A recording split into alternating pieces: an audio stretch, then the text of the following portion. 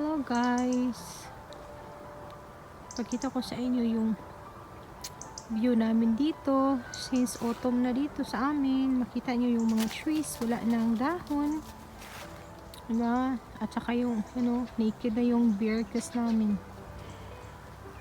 bearcas tree.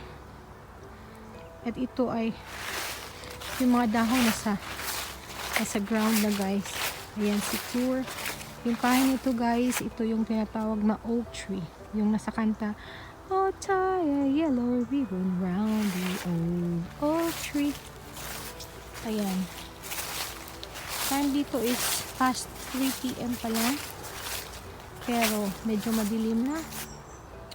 Nandoon si Sally. Parang umiihi or tumatay. Ayan o. Ngayon walang wind, not windy today, so stila siya, calm, kalmado ang mga dahon. So kahit malamig, hindi siya masyadong malamig kasi walang hangin, wala na, ubos na yung mga dahon kasi on the way na kami sa winter. Yan guys, yan dito sa amin.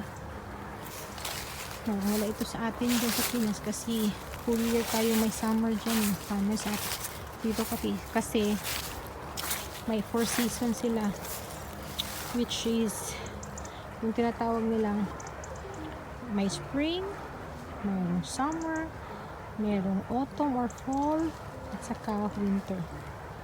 Ayan, andyan si Udin. Hi Udin, mukha na bad. Uy. Ay, mga bulaklak. So this time looking forward kami sa winter at of course sa Christmas. Kahit ano tayo ngayon, may pandemic, mataas-taas na panahon na, pero huwag natin kalimutan na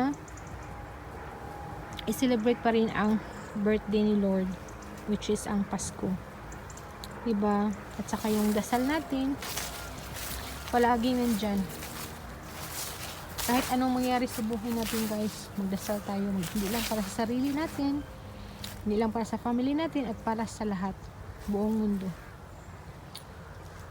Ingat kayo lagi dyan.